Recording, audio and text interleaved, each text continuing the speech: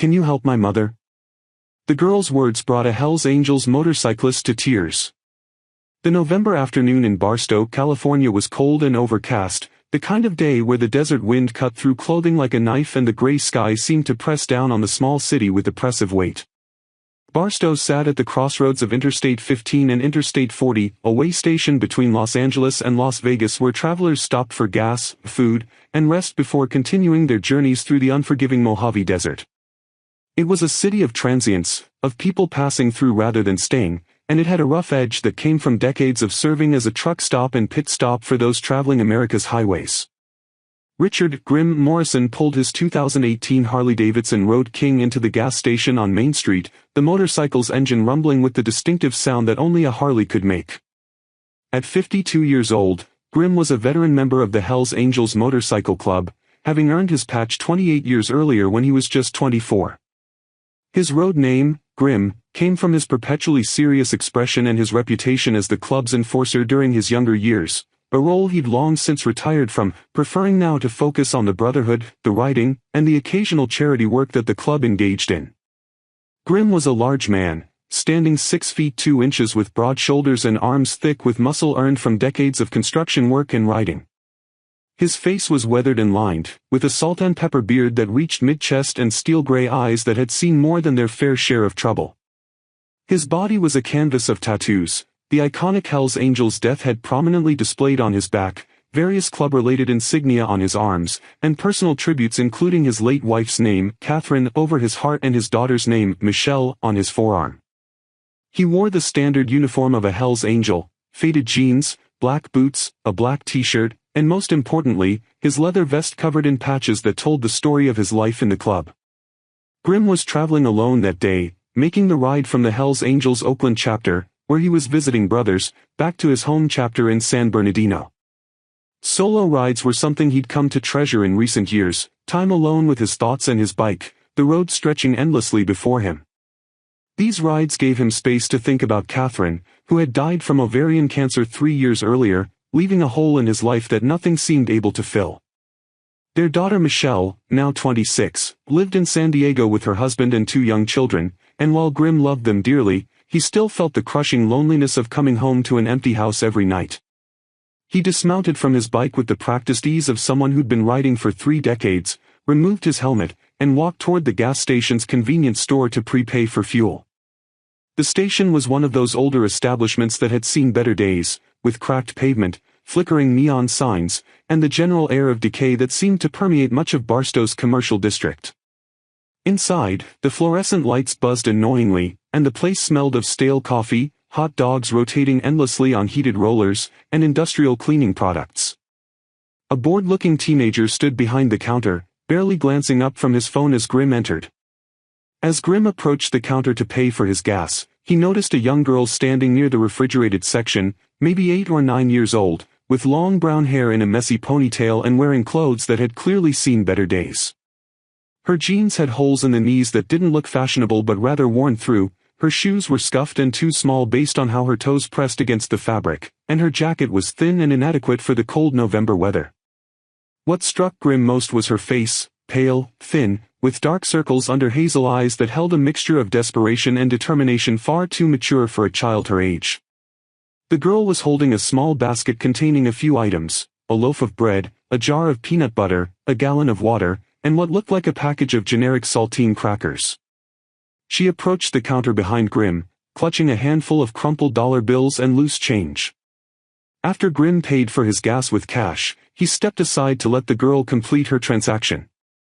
She placed her items on the counter carefully, almost reverently, and began counting out her money. 1, 2, 3. She counted in a small voice, placing each wrinkled bill on the counter, followed by quarters, dimes, nickels, and pennies. The teenager behind the counter sighed impatiently and began scanning her items without waiting for her to finish counting.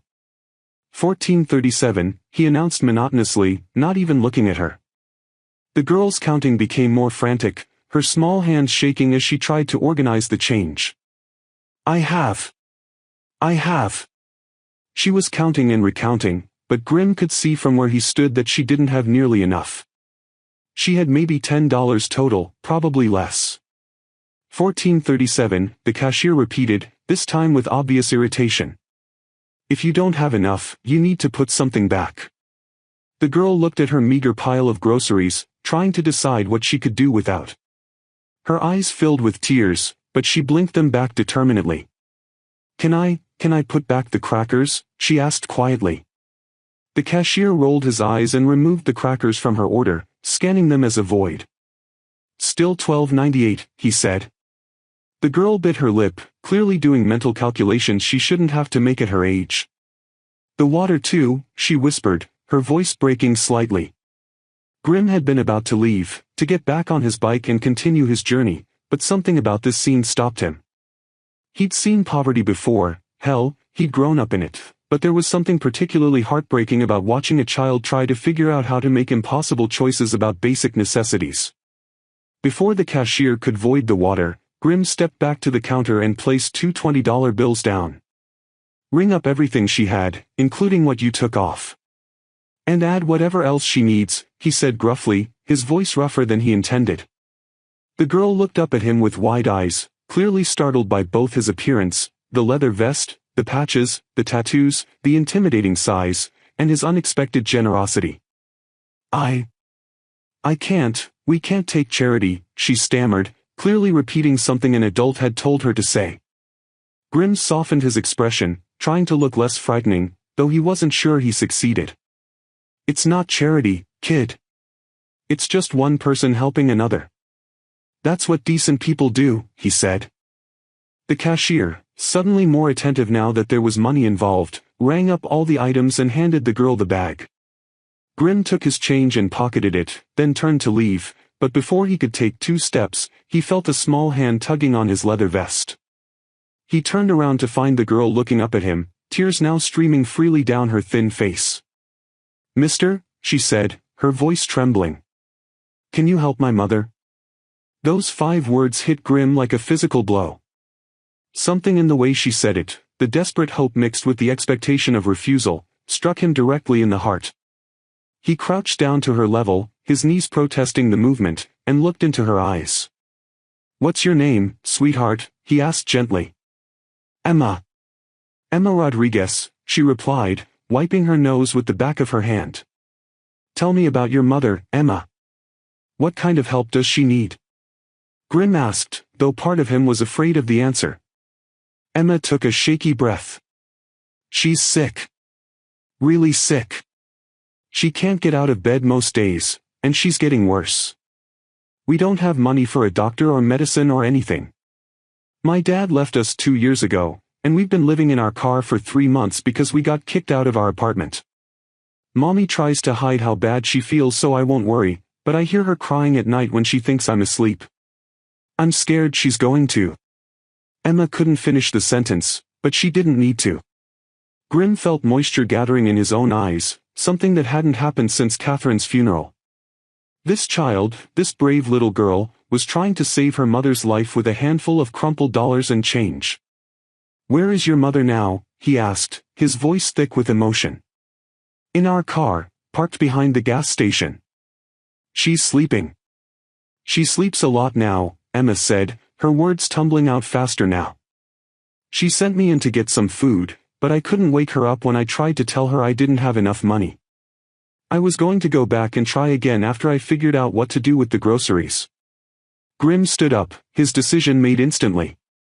Show me, he said simply.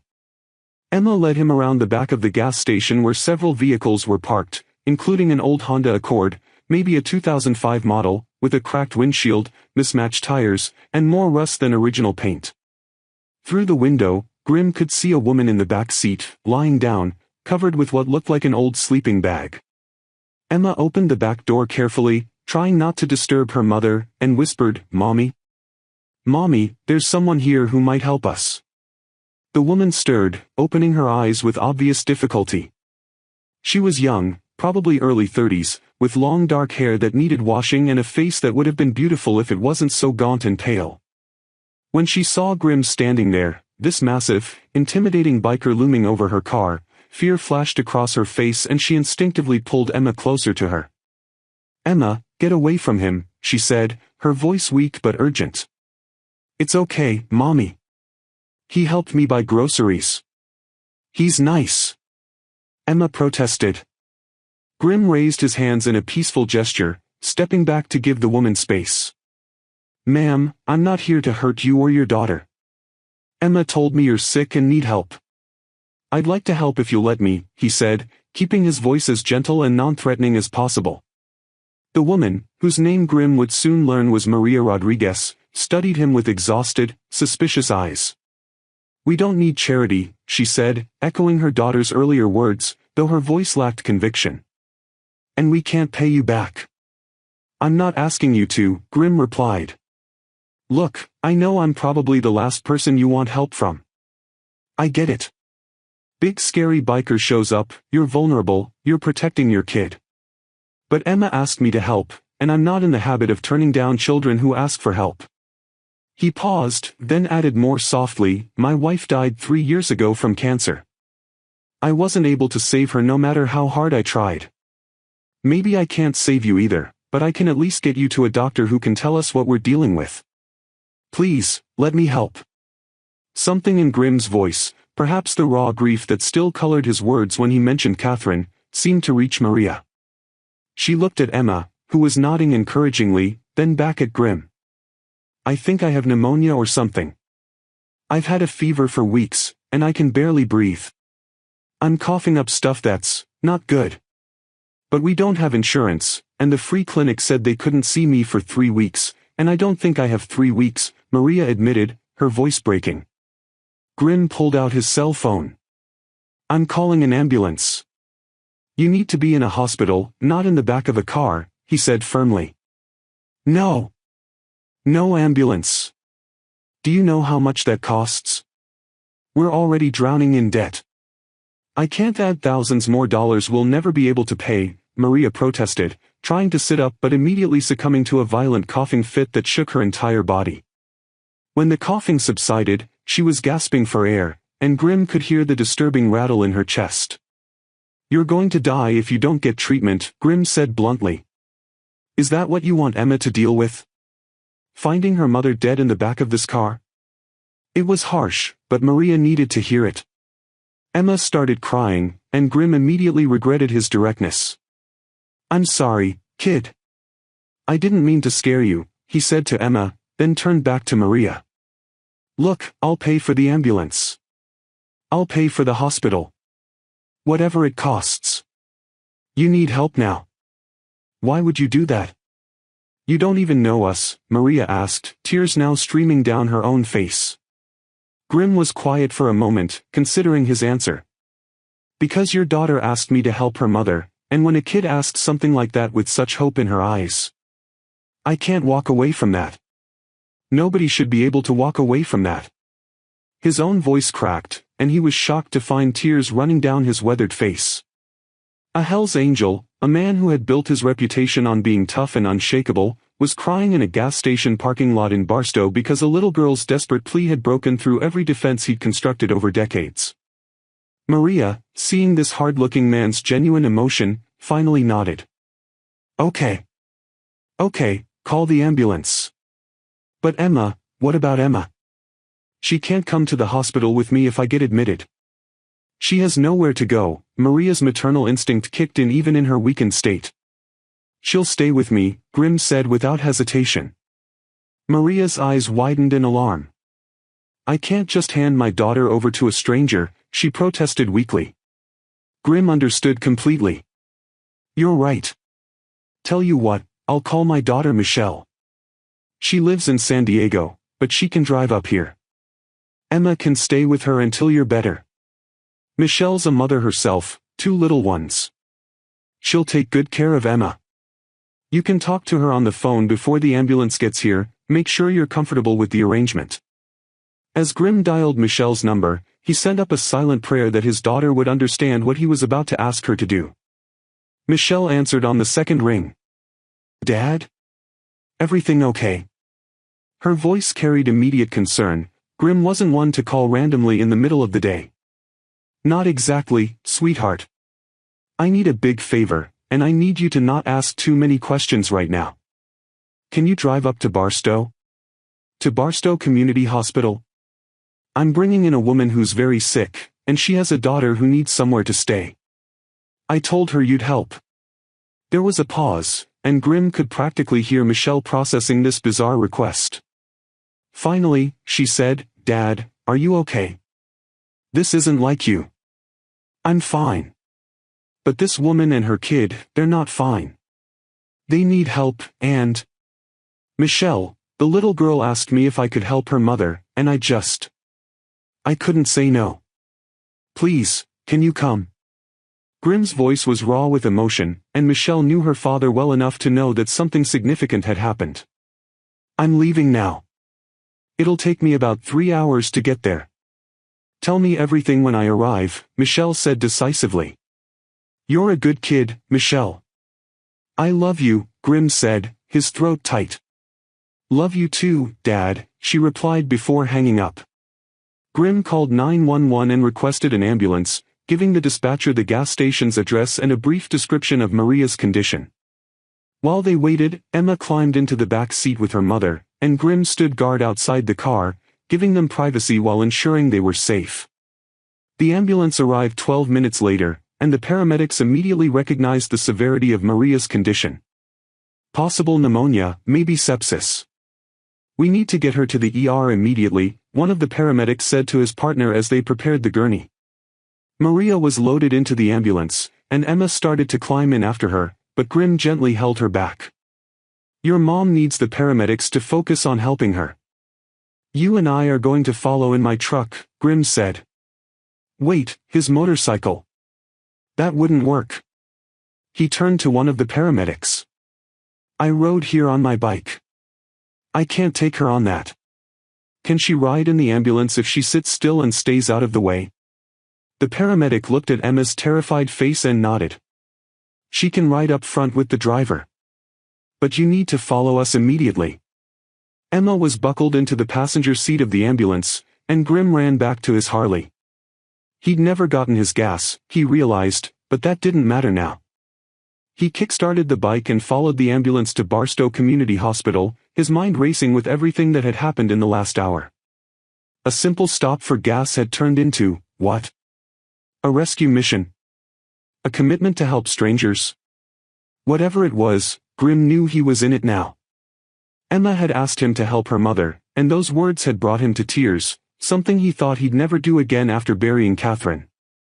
Life had a funny way of surprising you, even when you thought you were beyond surprises.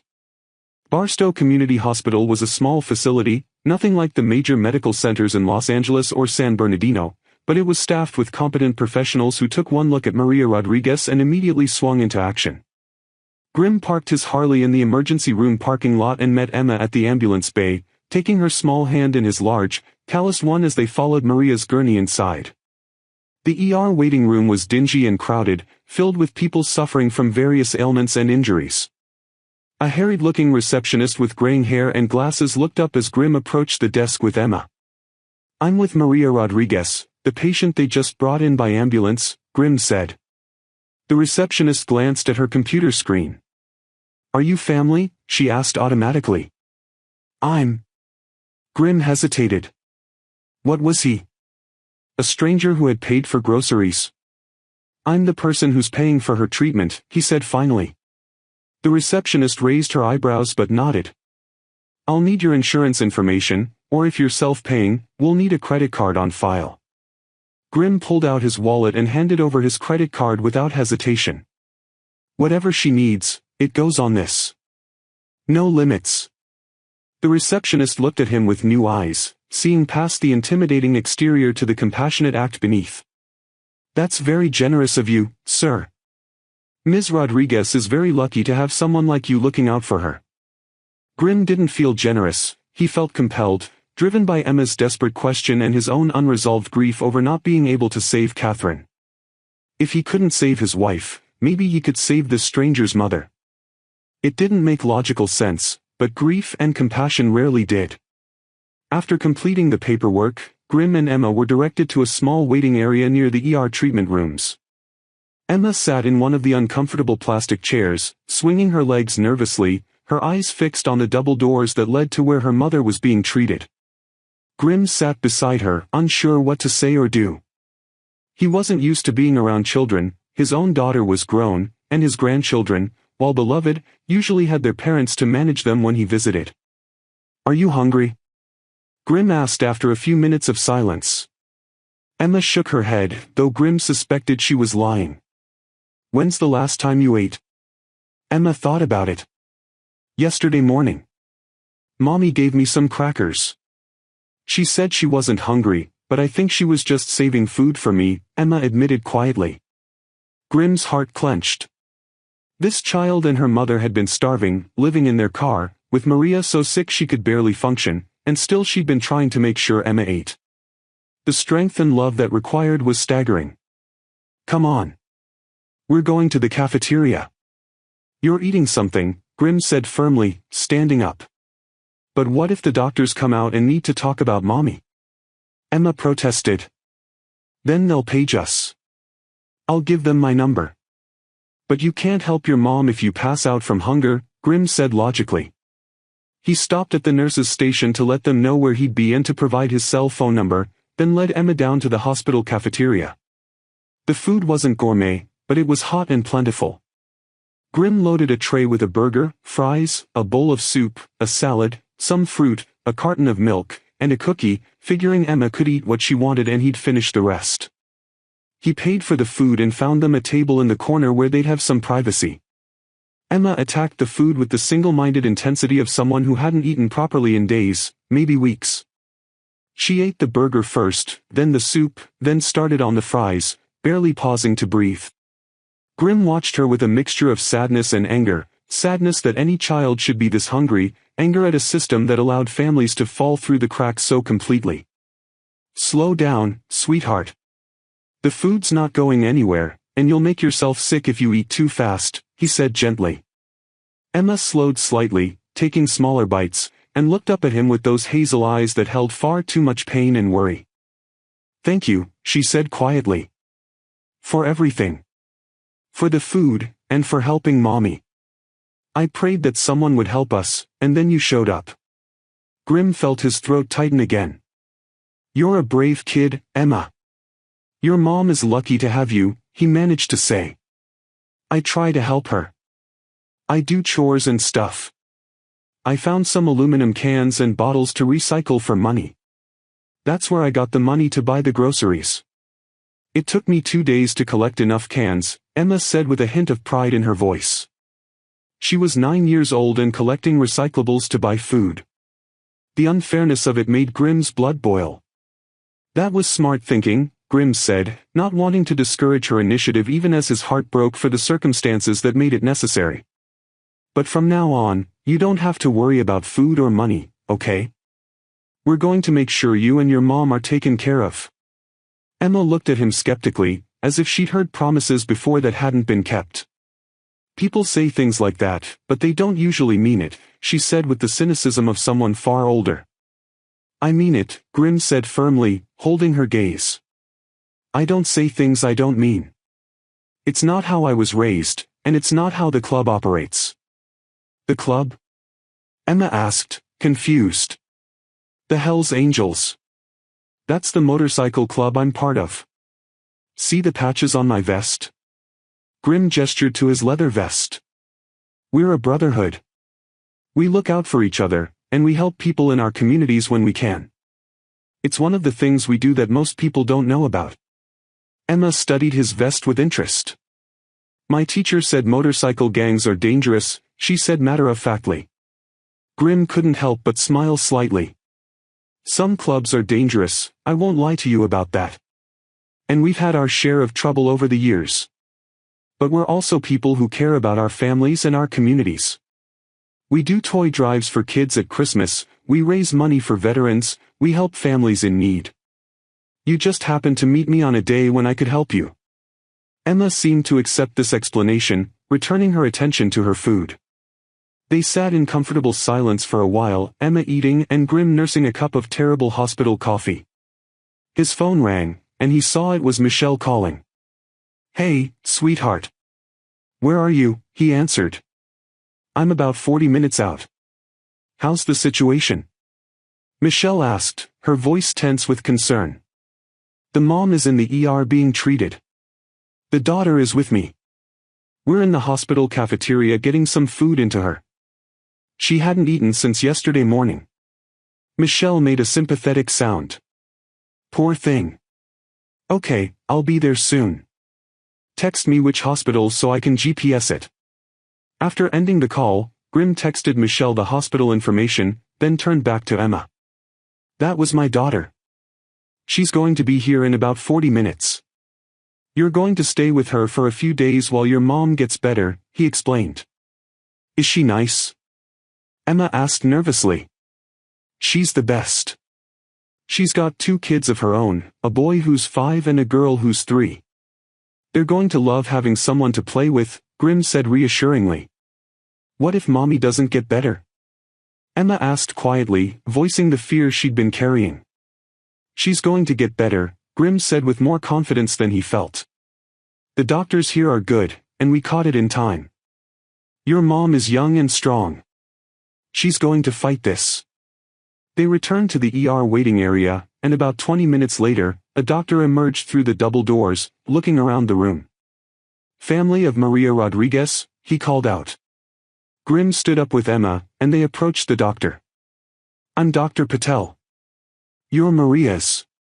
He looked at Grim questioningly. Friend. I'm the one who brought her in and I'm covering her medical expenses. This is her daughter Emma, Grim explained.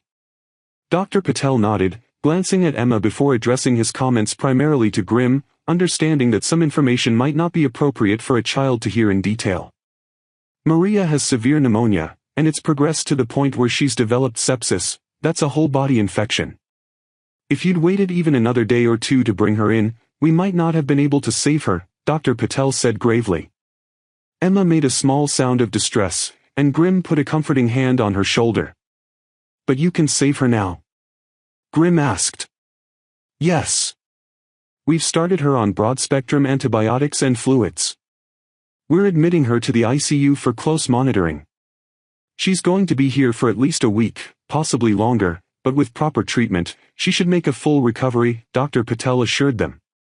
Can I see her? Emma asked, her voice small and frightened.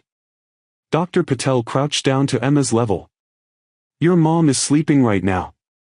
We gave her medicine to help her rest so her body can fight the infection. But once we get her settled in the ICU, you can visit her for a few minutes. She probably won't wake up, but you can hold her hand and talk to her. Okay. Emma nodded, tears streaming down her face. Dr. Patel stood and addressed Grim again. The social worker will want to speak with you about the payment arrangements and about Emma's care while her mother is hospitalized. I understand you're not family. No, but my daughter is on her way here. She'll be taking Emma home with her until Maria is discharged, Grim explained. We'll need to document that arrangement. Child Protective Services may also need to be involved, at least temporarily, to ensure Emma's welfare, Dr. Patel said carefully. Grim stiffened. Emma's not going into the system. She's staying with my daughter. Maria can give permission for that, right? Dr. Patel nodded. If Maria is conscious and able to consent, yes. Let me check on her status and see if she's alert enough to sign the necessary paperwork. Wait here. 20 minutes later, Dr. Patel returned with a social worker named Janet, a kind-faced woman in her 40s with warm brown eyes. Maria is awake and asking for Emma. She's agreed to sign a temporary guardianship form designating. Janet looked at her notes. Michelle Morrison as Emma's temporary caregiver until Maria is released from the hospital. We'll need Michelle to be present to sign as well. She'll be here in about 15 minutes, Grim confirmed, checking his watch. In the meantime, Emma, would you like to see your mom? Janet asked gently. Emma nodded eagerly, and Janet led her through the double doors toward the ICU, with Grim following. Maria was in a private room, connected to various monitors and 4 lines, looking tiny and fragile in the hospital bed. But her eyes were open, and when she saw Emma, she managed a weak smile.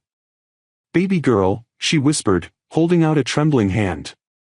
Emma ran to her mother's bedside, carefully taking her hand, mindful of all the medical equipment. Mommy, you're okay. The doctor said you're going to get better. Emma said, her voice filled with relief and hope. I am going to get better, thanks to you and your new friend, Maria said, her eyes moving to Grim, who stood awkwardly near the door. Thank you, she mouthed to him, unable to put more voice behind the words. Grim nodded, his own eyes suspiciously moist again. Emma is going to stay with my daughter Michelle for a few days while you recover. Michelle's a good mother, and she'll take excellent care of Emma. You focus on getting better, and Emma will be waiting for you when you get out, Grim said. Maria looked uncertain, the maternal instinct to keep her daughter close warring with the practical reality that she couldn't care for Emma in her current state. You can trust him, Mommy. He bought me food, and he paid for the ambulance, and he's been really nice to me, Emma assured her mother. Maria studied Grim's face, seeing past the intimidating exterior to the genuine compassion beneath. Okay, she finally agreed. But Emma, you behave yourself. You do what Michelle tells you, and you remember your manners. I will, Mommy. I promise, Emma said solemnly. Janet stepped forward with the temporary guardianship paperwork, explaining the terms to Maria, who signed with a shaking hand. Just as they finished, Grim's phone buzzed with a text from Michelle, I'm in the parking lot. I'll be right back with Michelle, Grim told Emma and Maria. He left the ICU and headed to the parking lot, where he found Michelle standing beside her SUV, looking worried. When she saw her father approaching, she rushed to him. Dad, what's going on? Are you okay? She asked, scanning him for injuries. I'm fine. But I need to tell you what happened, Grim said, and proceeded to relay the entire story, the gas station, Emma's heartbreaking attempt to buy groceries, her plea for help, Maria's critical condition, everything. By the time he finished, Michelle had tears in her eyes. Dad, that's incredible. I'm proud of you. Of course I'll take Emma. Of course, she said without hesitation. You're sure? I know it's asking a lot, and you've got your own kids to think about, Grim said. Michelle shook her head. You taught me to help people who need it. You've lived that your whole life, even when it wasn't easy or convenient. This little girl needs help, and if we can provide it, we will. Besides, it's only for a week or so until her mom recovers, right? That's what the doctor said, Grim confirmed. Then it's settled. Let's go meet Emma, Michelle said, linking her arm through her father's as they walked back into the hospital. The meeting between Michelle and Emma went better than Grim had hoped. Michelle had inherited her father's compassionate heart, and she immediately put Emma at ease, talking to her about her own children and promising her that she'd have fun during her stay. Michelle signed the temporary guardianship paperwork, providing her identification and contact information. Maria, though clearly struggling to stay awake, expressed her gratitude to both Grim and Michelle, her eyes conveying what her weakened voice could not. We'll take good care of her, Michelle promised. And we'll bring her back to visit you tomorrow. Emma hugged her mother carefully, kissed her cheek, and whispered, I love you, Mommy. Get better soon. I love you too, baby. More than anything, Maria whispered back. As they prepared to leave, Maria called out weakly to Grim. Mr. Morrison, she said. Grim turned back. Why did you help us? Really?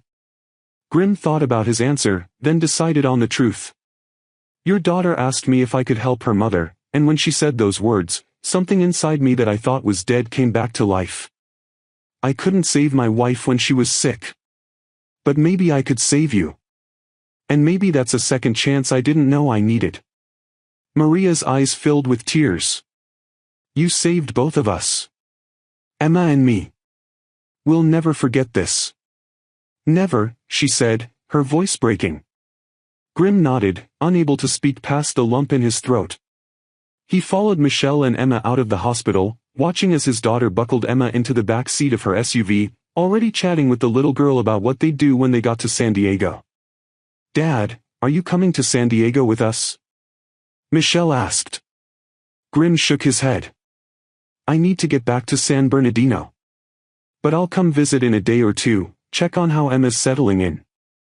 He leaned into the SUV's back window. Emma, you be good for Michelle, okay? And remember, your mom is getting the best care, and she's going to be fine. Emma surprised him by unbuckling her seatbelt and throwing her arms around his neck, hugging him tightly. Thank you for helping my mommy, she whispered into his ear. You're like a guardian angel. Grim hugged her back, this brave little girl who had changed his life in the span of a few hours. You're welcome, sweetheart. You're welcome. As Michelle's SUV pulled out of the parking lot, Grim stood beside his Harley, watching until they disappeared from sight. He felt different somehow, lighter, despite the emotional weight of the day. For 3 years since Catherine's death, he'd been going through the motions of living without really feeling alive. But Emma's simple question, "Can you help my mother?" had pierced through that numbness and reminded him that he still had the capacity to make a difference, to help people, to matter. He climbed onto his bike, finally filled up his gas tank at the hospital's nearby gas station, and began the ride back to San Bernardino. But his mind wasn't on the road. It was on Emma and Maria, on the precarious circumstances that had led them to be living in their car, on how many other families might be in similar situations, and on what he and his brothers in the Hells Angels could do about it. By the time he pulled into his driveway 3 hours later, a plan was forming in his mind. Tomorrow, he'd call a chapter meeting. He had an idea, and he needed his brother's help to make it happen. Maria Rodriguez spent 8 days in Barstow Community Hospital, fighting the infection that had nearly killed her. The antibiotics did their job, her fever broke on day 3, and by day 5 she was breathing without assistance. Dr. Patel was pleased with her progress, though he was stern about her needing rest and proper nutrition once she was discharged. You came very close to dying, Ms. Rodriguez. If Mr. Morrison hadn't brought you in when he did, we wouldn't be having this conversation, he told her seriously. During her hospitalization, Emma visited every day, driven up from San Diego by Michelle, who had taken a week off work to care for the unexpected houseguest. Emma thrived under Michelle's care, eating regular meals, sleeping in a real bed, and playing with Michelle's children who welcomed her like a long-lost cousin. Grim visited twice, bringing Emma books and a stuffed bear, and each time, Maria thanked him with tears in her eyes. I can never repay you for what you've done, she told him on his second visit. I'm not asking you to, Grim replied. Just focus on getting better and taking care of Emma. That's payment enough. But Grim had been busy during Maria's hospitalization. The day after he'd returned to San Bernardino, he'd called a meeting of the Hells Angels chapter, gathering his brothers at their clubhouse, a nondescript building on the outskirts of town that served as their headquarters. 23 members showed up, curious about why Grim had called an emergency meeting. Grim stood before them and told Emma and Maria's story. He described the gas station encounter, Emma's desperate attempt to buy groceries with recycling money, her heartbreaking question about helping her mother, and the discovery that they were living in their car. Brothers, this family fell through every crack in the system, Grim said, his voice passionate. The father abandoned them. They lost their apartment. Maria couldn't afford healthcare. Emma was collecting cans to buy food. And they're not the only ones. There are families all over our communities dealing with the same shit, homelessness, hunger, medical crises they can't afford to treat. We do toy runs at Christmas. We raise money for veterans. We help out when we can. But I think we need to do more. The chapter president, a man called Reaper, leaned forward. What are you proposing, Grim? I want to start a fund. Call it the Angel's Hand Foundation or something like that.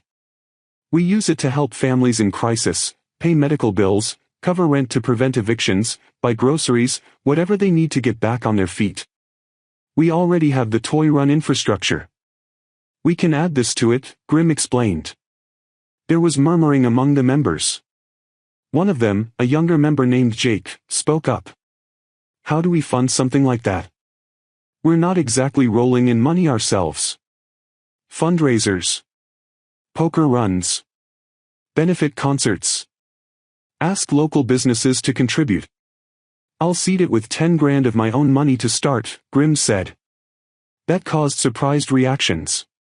10 grand? Grim, that's serious money, Reaper said. I know. But this matters. That little girl's question brought me to tears, brothers. Actual tears. I haven't cried since Catherine died. But something about Emma asking if I could help her mother just broke something open in me. And it made me realize we have the power to do real good in people's lives. We already have a reputation, some deserved, some not, but imagine if we became known as the guys who help families in crisis. Imagine how many lives we could change. The room was silent as the members considered this. Finally, Reaper stood up. All in favor of establishing the Angel's Hand Foundation with Grimm as the founding director, say aye. A chorus of ayes filled the room, unanimous support from his brothers. Grimm felt his throat tighten with emotion. Thank you, brothers. This means everything, he said. Over the following week, word spread through the Hells Angels network. Other chapters heard about what the San Bernardino chapter was doing and wanted in. Oakland contributed $5,000. Los Angeles added $7,500. Riverside, Fresno, and San Diego all made contributions. Within 2 weeks, the Angel's Hand Foundation had over $50,000 in its account. Local media caught wind of the story, not just Maria and Emma's rescue, but the formation of the foundation. A reporter from the San Bernardino Sun requested an interview with Grimm. Initially reluctant, Grimm agreed after Reaper pointed out that publicity would help with fundraising. The resulting article, titled Hell's Angel Creates Foundation to Help Families in Crisis After Emotional Encounter with Homeless Child, was picked up by the Associated Press and went national. Donations began pouring in from across the country, $20 here, $100 there, occasionally larger amounts from businesses or wealthier donors moved by the story. On the day Maria was discharged from the hospital, Grimm and Michelle were there to pick her and Emma up. Maria looked like a different person, still thin and weak, but color had returned to her face, and her eyes, while still tired, held life and hope again. Emma ran to her mother, hugging her carefully but enthusiastically. "Mommy! You're better. You're really better!" Emma exclaimed. "I am, baby. I am," Maria confirmed, holding her daughter close. She looked at Grimm over Emma's head. "I don't know how to thank you. For everything. The hospital bill alone must have been taken care of." "Don't worry about it," Grimm interrupted. The bill had actually been substantial, over $47,000 for the ICU stay, medications, tests, and treatment, but Grimm had paid it without blinking. It had significantly depleted his savings, but he didn't regret a penny. "But there's more we need to discuss," he added. He gestured for Maria to follow him to a quiet corner of the hospital lobby. "You and Emma can't go back to living in your car. Michelle and I have been talking, and we have a proposition for you." Maria's face showed wariness mixed with hope. "I'm listening," she said carefully. "I own a small rental property in San Bernardino, a 2-bedroom house. The previous tenants just moved out last month, and I've been fixing it up. You and Emma can live there rent-free for 6 months while you get back on your feet. After that, we'll figure out a rent you can afford based on whatever job you're able to get," Grimm explained. Maria's eyes widened. That's too much. You've already done so much. I can't accept." "Yes, you can," Grimm said firmly but kindly. "Emma needs stability. You need time to recover fully and find work. This gives you both those things. Please, let us help you." Tears streamed down Maria's face. "Why are you doing all this? I'm a stranger. Emma and we're nothing to you." Grimm shook his head. "You're not nothing. You're a mother who was willing to sacrifice everything for her daughter. You're a woman who survived impossible circumstances. And Emma gave me something I didn't know I'd lost. Purpose. Hope. The ability to feel again after years of numbness. So really, I should be thanking you."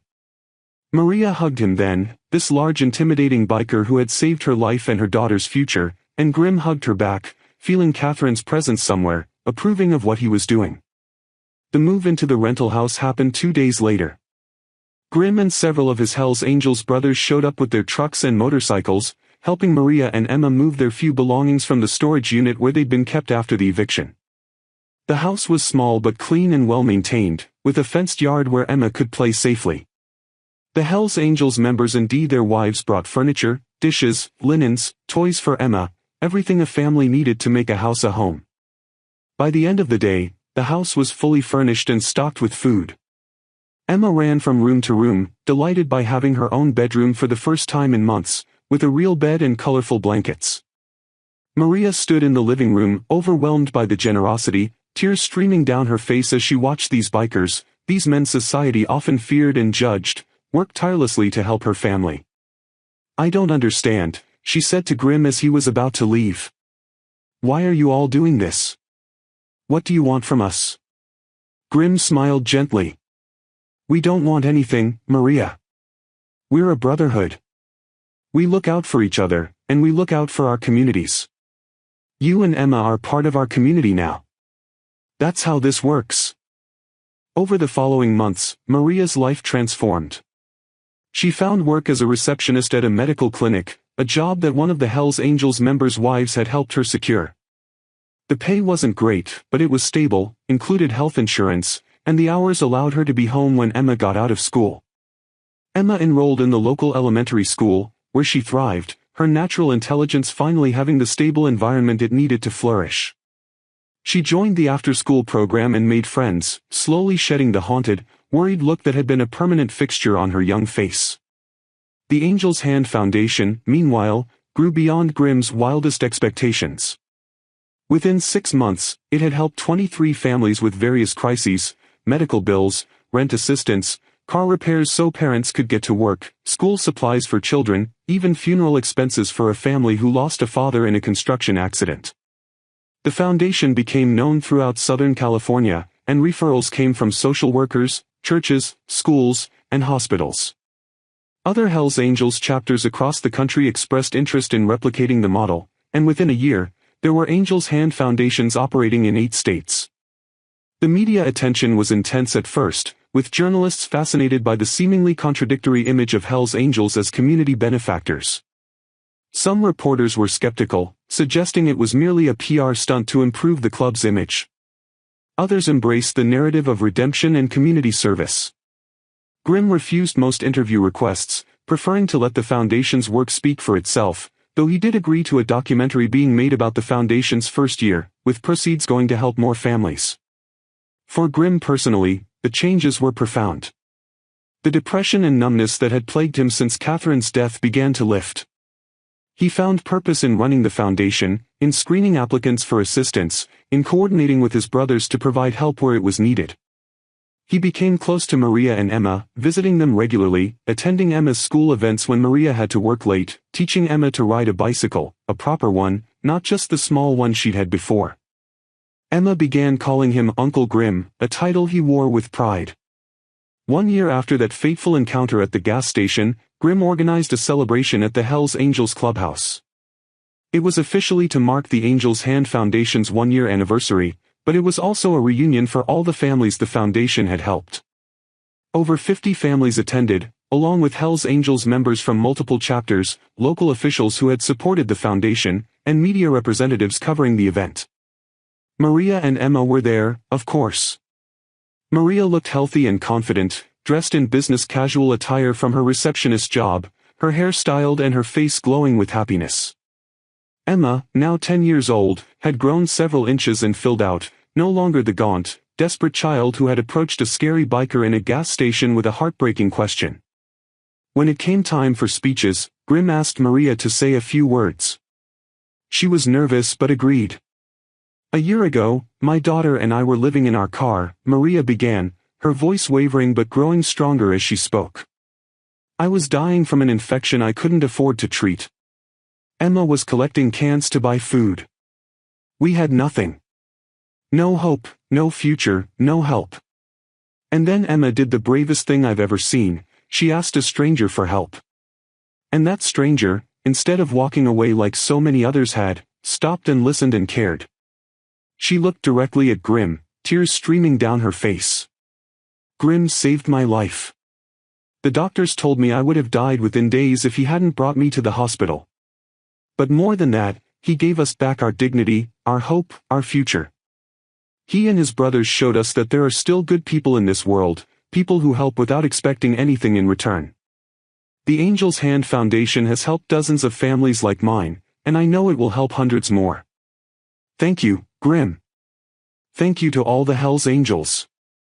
You're not the monsters people think you are. You're angels. Real angels. The room erupted in applause. Grim stood up, walked to Maria, and hugged her, both of them crying openly now. Emma ran up and joined the hug, wrapping her small arms around both of them. In that moment, surrounded by his brothers, by the families they'd helped, by the proof that compassion and action could change lives, Grim felt something he hadn't felt since Catherine died: complete, profound peace. Later that evening, as the celebration wound down and families began to leave, Emma approached Grim with a handmade card. On the front, she'd drawn a picture of a motorcycle with angel wings. Inside, in her careful child's handwriting, it read, "Dear Uncle Grim, thank you for helping my mother. You are my hero. I love you. Emma." Grim read the card, his vision blurring with tears. He crouched down to Emma's level and pulled her into a hug. "No, sweetheart. You're the hero. You're the one who was brave enough to ask for help. You're the one who saved your mother by asking me that question. I'm just the guy who was lucky enough to be there when you asked." Emma pulled back and looked at him seriously. "Mommy says you were an answer to my prayers. I think she's right." Grim smiled through his tears. "Maybe we were answers to each other's prayers. I was lost, Emma. After my wife died, I didn't know how to be myself anymore. And then you asked me that question, can you help my mother? And something inside me woke up. You gave me purpose again. You gave me a reason to care again. So thank you, kiddo. Thank you for being brave enough to ask." As Grim rode home that night on his Harley, the desert air cool against his face, he thought about the journey of the past year. A simple stop for gas had become a life-changing encounter. A child's desperate plea had brought him to tears and awakened something he thought he'd lost forever: the ability to feel, to care, to help, to hope. He thought about Catherine and how proud she would have been of what he'd accomplished. He thought about all the families the Angel's Hand Foundation had helped and would continue to help. He thought about Emma and Maria, thriving now, safe and stable. And he thought about those 5 words that had changed everything: "Can you help my mother?" 5 simple words that had brought a Hell's Angel to tears and set in motion a chain of events that would change countless lives. Sometimes, Grim reflected, the most powerful thing we can do is simply ask for help when we need it. And sometimes, the most powerful thing we can do is answer that call. Emma had been brave enough to ask. Grim had been compassionate enough to answer. And together, they had created something beautiful, a foundation that would continue helping families for years to come, proof that heroes don't always look the way we expect them to, and that angels sometimes ride Harley-Davidsons. 5 years after that November day in Barstow, the Angel's Hand Foundation had grown into a national organization with chapters in 23 states. It had helped over 1,200 families facing various crises, distributing over $3.2 million in direct assistance.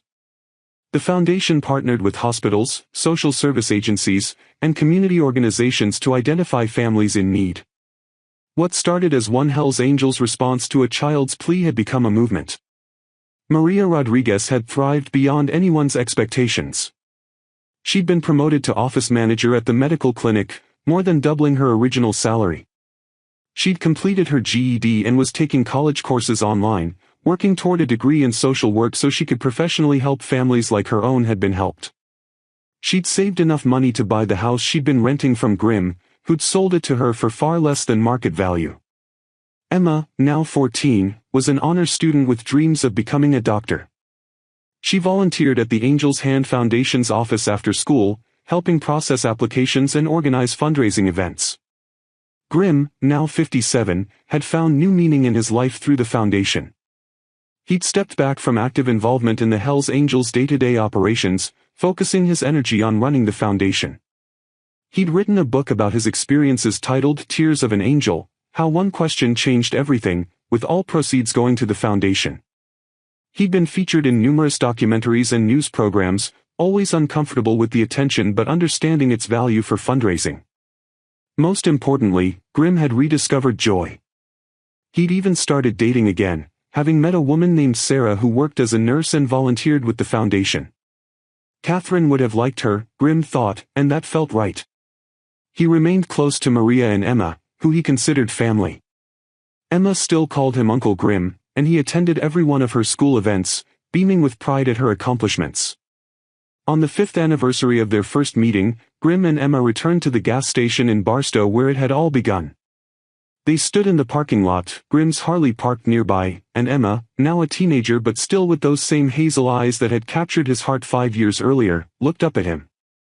"Do you ever think about what would have happened if you'd said no that day?" she asked. Grimm shook his head. "I couldn't have said no. Not to you.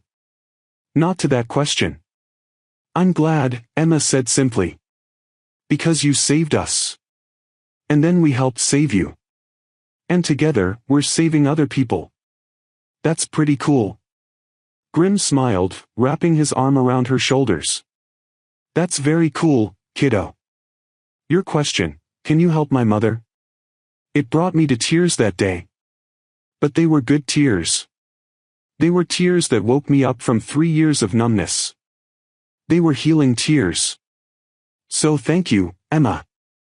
Thank you for being brave enough to ask. Thank you for being good enough to answer," Emma replied, hugging him tightly. As they stood there in the parking lot where their lives had intersected 5 years earlier, Grimm reflected on the journey. One moment of compassion, one decision to help rather than walk away, had created ripples that spread far beyond what he could have imagined. 1,200 families helped. Thousands of lives changed. A foundation that would continue its work long after he was gone. And it had all started with 5 words from a desperate child: "Can you help my mother?" Those words had brought a Hell's Angel to tears, and those tears had watered the seeds of something beautiful. In a world that often felt cold and indifferent, Emma and Grimm's story was a reminder that compassion still existed, that heroes came in unexpected forms, and that sometimes, the bravest thing we can do is ask for help, and the most powerful thing we can do is answer that call.